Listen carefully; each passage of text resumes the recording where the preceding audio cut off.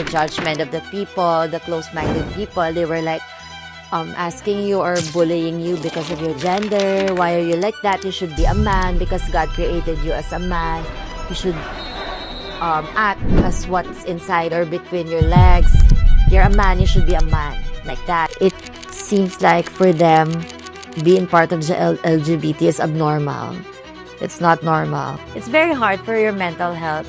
But what I always keep telling myself is that you can control how people see you, but you can control how you react. So that's what's important.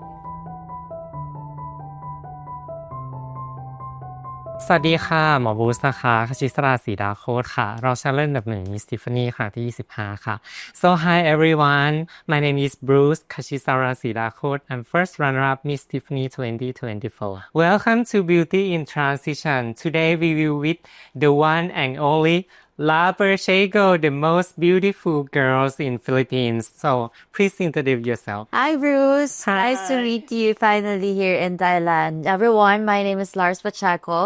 I'm from the Philippines. I am Miss International Queen Philippines 2023 and I've represented Philippines and Miss International Queen in Thailand 2023 in Pattaya. I am a business owner, an influencer in the Philippines and also do vlogging, modeling, and promoting different brands such as Alfim. Yes. That's why I'm here in Bangkok. So when did you realize that you are a woman? Well, when I started realizing that I am a woman trapped in a man's body, that was when I was in elementary. I was like really questioning myself why I am in this body. Like this is not how I feel. Like I feel like I'm a woman. I feel like I should be like my sister, but we're different because what I see in front of the mirror doesn't match with what I feel inside my heart. So I was like intact and firm with my decision that someday I'm gonna transition. I'm gonna, correct what is wrong within my body. And I started my transition when I was 15 years old. That was third year high school that I started it. So when did you come out to everyone? Actually, I didn't have to come out because I'm very much lucky and fortunate to have a very understanding family. So growing up, they know that that I'm not a straight man. Like during my childhood years, I was like getting the clothes of my sister and trying it on me. And then the toys that I have, I don't play with it. I want the toys of my sister. And then little by little, they understand that, oh, Lars is not a straight man. She's a woman like You're that. And so lucky. Yeah, I'm very, very much lucky to have a family that understands who I really am and didn't question like, why are you like that?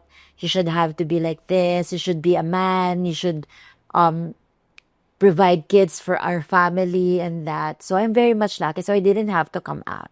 So I started dressing up like a woman when I was first year high school. Yeah. Okay, so tell me about your gender transition journey. When you take a hormone at the first or the Yeah, so I started taking like pills when I was 3 years. contraceptive. Yes, which I do not recommend now because it's very much risky. By that time, I didn't know the effects.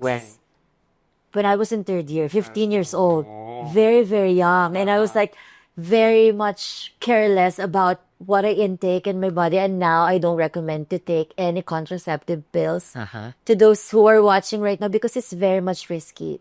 Our body is different and we have to consult first with our endocrinologist on what hormones we should take. So I started 15. And then I have my breast augmentation 2018.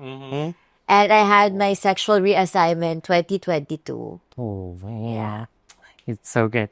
So how about clinic or hospital in Philippines for transgender? Actually, it's very limited. It's very limited, so much limited. Like, the reason why we have to come here in Thailand. Because everything is accessible here for trans women. I mean, the surgeries and the the affordability. Like in Philippines, you have your breast augmentation, your sexual reassignment. It's very, very expensive. But here in Thailand, aside that it's your expertise, here is very safe and very, very affordable compared to other countries, most especially in my country. Okay. Yeah. So in Philippines, how you get hormone? Every hormones that is in the Philippines come from Thailand. That's a fact.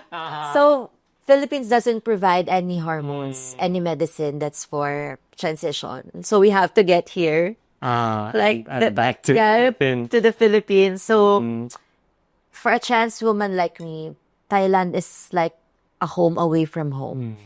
Because if I'm here, like everything I need is here. So like it's a second home for every trans woman in the Philippines. So that's why there's so many bakla in Thailand. Okay. And what is the biggest challenge of being transgender woman in Philippines? So yeah, aside from, of course, the discrimination, the judgment of the people, the close-minded people, they were like asking you or bullying you because of your gender. Why are you like that? You should be a man because God created you as a man. You should act as what's inside or between your legs. You're a man, you should be a man, like that. But more than that, it's the healthcare. It's the healthcare for trans Pinays or trans women in the Philippines that is very much lacking. Because the first thing was like, when it comes to transition, nobody guides, most especially the young ones. So everyone in the Philippines just self-medicate. Yeah. They just self-medicate. They don't care about the risk of the medicines they take. They don't care about what's the effect in the body. So that's the hardest part to be a trans woman in the Philippines, the healthcare support from the government. Because, you know, sometimes being a trans woman, it should be part of the healthcare system. Because it's not just about in the mind, it's about the physical that everyone needs to transition if they want to transition. So the tendency, if the government doesn't support the transition of a trans woman, they tend to self-medicate. And the effect is somebody dies or somebody gets a serious disease because of self-medicating. So that's one big problem of trans women in the Philippines. Can you compare with Thailand? Thailand is, you're very much privileged that everything is here. Yeah. The medicines, the surgeries, the supplements and all that a trans woman need. Environment. Very supportive. Like they adopt the third gender. Like LGBT is very much welcome in here. So that's what I've said earlier. This is a home away from home. I think not just trans Pinays or not just trans women in the Philippines, but also trans women all over the world. But this is our go-to place. This is our go-to country. They say that it's paradise of LGBT. Yes, indeed. Okay.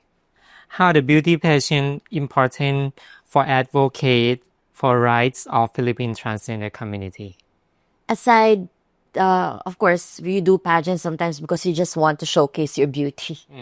You just want to showcase the surgeries you have. I have like this, I'm like this. But more than that, of course, you use the pageant or the platform because there's a lot of people watching. So everything that you say in the platform, in the pageant, it could make an impact to other people.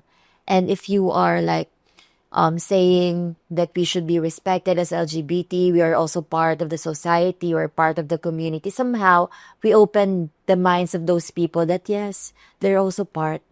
And they're not bad person just because of their gender. So how about the job opportunity in Philippines? Oh, it's saddening. For transgender. Yeah, it's saddening because the discrimination when it comes to gender in the workplaces, like in the professional area, in the professional mode, like sometimes people were like thinking they're just boxing the trans women or the part of the LGBT and just, okay, you go to salon, you just cut hair, you do makeup. That's just the job for you. You're not allowed to be in the professional area. Like if you're a teacher, they will ask to cut your hair so that you could apply for a job. But it doesn't. The hair doesn't affect your potential. Like that's the discrimination. So the tendency, people were like, even if they have the talent, even if they have the knowledge, even if they have the degree in a certain, like a doctor, a teacher, a nurse, they can apply it. They can pursue what they want because they are being discriminated. So there is a bill in the Philippines that lawmakers are wanting to pass. It's called Soji Bill. So it's a bill that serves to protect the rights of LGBT, not just LGBT, but everyone against discrimination in the workplace, in the community, like that. So up until now, it's still hanging in the Congress. So it's not yet passed. So it's very hard in the Philippines to have a job. So sometimes people were like, okay, I'm going to have my own business so I could survive. And sometimes very hard to say, but they enter like the prostitution side and all. So yeah, but there's a lot of potential in every one of us, whether you be a trans woman, whether you be a lesbian. We could all be teachers. We could all be doctors.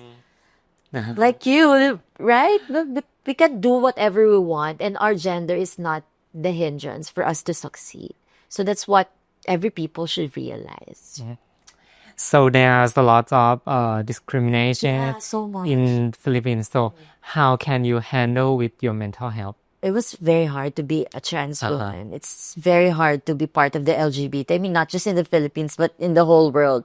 Because for people's thinking, most especially those people who were like very traditional, it seems like for them, being part of the LGBT is abnormal. It's not normal. But that's how we feel.